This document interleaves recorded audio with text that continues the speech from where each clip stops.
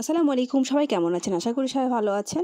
আজকে আমি আপনাদের মাঝে নিয়ে আসছি জামার পাইপিং দিয়ে যেভাবে গলা তৈরি করতে হয় সেটা। তো অনেকে আমার মেসেজে নক করেছিল। আসলে ওইরকমভাবে ভিডিও করতে পারছি না এখন, সেজন্য দুঃখিত। তবে যেহেতু রিকোয়েস্ট ছিল আর আমার ভিডিওটা এটা করাই ছিল আগে, যার কারণে আমি মনে করলাম যে শেয়ার করি আপনাদের মাঝে। তো পাইপিং গলায় যখনই দেই তখন দেখা যাচ্ছে যে নর্মালি একরঙা কাপড় দিয়ে পাইপিং দিলে বিশেষ করে বেশি ভালো হয়। জামাতে যেই কালারফুল প্রিন্ট বা ছাপা যেটা বলে, তো ওটার উপর ডিপেন্ড করে আমরা গলাতে কিংবা হাতে দেখা যাচ্ছে ডিজাইন করি। তো একটা কাপড় যখনই পাইপিংয়ের জন্য নেবেন, নর্মালি কাপড় নিলে তখন কিন্তু তেড়াভাবে কাটতে হয়। যে জিনিসটা আমরা বলি এক সাইড থেকে আর এক সাইড পর্যন্ত আরভাবে কেটে নিতে হয়। সোজাভাবে কাটলে কিন্তু গলাতে পাইপিং দেওয়া যায় না, যার কারণে গলার পাইপিং যখনই দিবেন তখন ফিনিশিং কিন্তু খারাপ হবে। যে কোনো পাইপিংয়ের জন্যই কিন্তু এভাবে আরভাবে কেটে নিতে হবে। তেড়া করে কেটে নিয়ে দুই সাইডের পাইপিংয়ের মুখটা কিন্তু একই প্রসেসেই কিন্তু সেলাই করা যাবে না।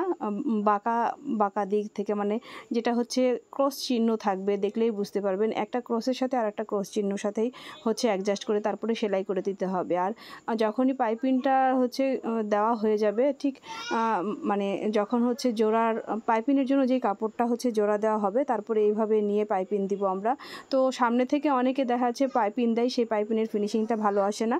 তো পাইপিং যখনই দিবেন তখনই সিধা দিক করে নিয়ে কাপড়টা উল্টিয়ে নিয়ে ভাঁজ দিয়ে তারপরে কিন্তু পাইপিং দিতে হবে। গলাতে আমি যেভাবে বসিয়ে দিয়েছি দেখেন, সিধা দিক করে সেলাই কিন্তু দিচ্ছি না, উল্টা দিক, মানে সিধা দিকে কাপড় রেখে উল্টা দিক করে সেলাই দিচ্ছি। এটা আমি ফোল্ড করে নিব, ভাঁজ দিয়ে হাতে ভাঁজ করে নিয়ে তারপরে সেলাই করব। তো এই দেখেন আমার এটা কিন্তু পাইপিং দেওয়ার জন্য প্রস্তুত হয়ে গেছে। মানে আমি নর্মালি এক সাইড থেকে আর এক সাইডে সুন্দরভাবে কাপড়টা সেলাই করে নিয়ে আসছি। তো সিধা দিক করে দেখেন, উল্টা দিকে যখনই আমি সেলাইটা দিচ্ছি নিচের দিকে আমি বুঝতে হবে যে কাপড়টা সেলাই যখন দিতেছি ভাঁজ দেওয়ার পরে ওই সেলাইয়ের উপর আমার সেলাইটা পড়ছে কি পড়ছে না উপর দিয়ে, তাহলে ফিনিশিংটা অনেক সুন্দর হয়। আপনার ফিনিশিং যখনই দিবেন দেখেন উপরের সেলাইটা কিন্তু মানে সামনের দিকের সেলাইটা কিন্তু একটু দেখা যাবে না, কিন্তু নিচের কাপড়টা অনেক সুন্দরভাবে আটকিয়ে যাবে।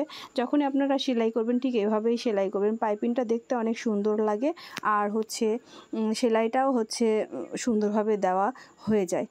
কারণ পাইপিং সামনের দিক থেকে যখনই দিবেন সেলাইটা দেখা যায়, ভালো লাগে না দেখতে, যার কারণে সিধা দিক করে নিয়ে উল্টা দিকে ভাঁজ দিয়ে এভাবে আপনার হাতের উপরে যখন সেলাই দিচ্ছেন তখন আপনি বুঝতে হবে, দেখেন সেলাইটা যেন নিচের সেলাইটা যেন সুন্দরভাবে সেলাই হয়।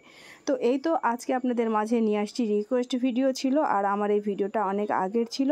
যেহেতু বাবুর আব্বু অসুস্থ, ওইভাবে ভিডিও আমি আপলোড করতে পারছি না, সেজন্য সবার কাছে দুঃখিত।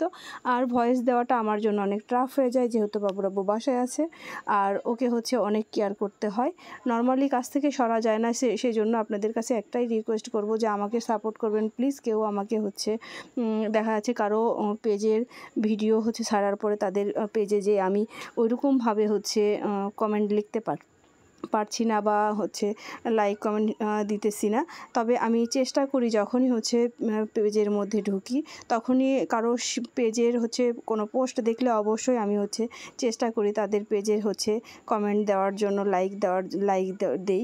তো দেখবেন আপনারা আমি সবার মানে যতটুকু পরিমাণে সময় পাচ্ছি ফোনটা হাতে নিয়ে ততক্ষণ আমি চেষ্টা করি। তো যখন আপনি যদিও কোনো পোস্টে আমি লাইক না দেই, আমি পরে যে 3টা 4টার মধ্যে যে কয়টা ভিডিও আপনারা আপলোড করেন সেগুলোর মধ্যেই কিন্তু আমি পরে দরকার হয় 2 দিন পর 1 দিন পরে হলেও সেগুলোর মধ্যে যে লাইক কমেন্ট দিতেছি। তো সবাই আমার জন্য দোয়া করবেন যাতে করে আমি আপনাদের মাঝে এরকম ভিডিও নিয়ে আসতে পারি যেই ভিডিওটা আপনারা দেখলে আমার কাছ থেকে কিছু শিখতে পারেন। আর আমাকে অবশ্যই কিন্তু কমেন্ট করে জানাবেন কে কোন ধরনের ভিডিও দেখতে চান।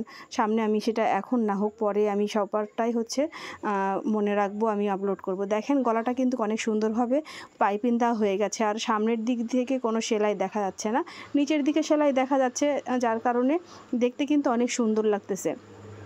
আর যদি কেউ না বুঝতে পারেন তাহলে আমাকে এটাও জানাবেন যে আপু তোমার এই ভিডিওটা আমি বুঝতে পারছি না, তাহলে সেটাও আমি আপনাদের মাঝে শেয়ার করব। কিভাবে বুঝতে পারবেন সেটাই স্পষ্টভাবে আরও ভালোভাবে জানতে পারেন, যেন এরকমভাবে আপলোড করব ইনশাল্লাহ। সবার কাছে একটাই রিকোয়েস্ট থাকবে, সবাই আমার হাজব্যান্ডের জন্য দোয়া করবেন যাতে করে ও সুস্থ হয়ে যাক। সবাই ভালো থাকবেন, আল্লাহ হাফিজ, আসসালামু আলাইকুম।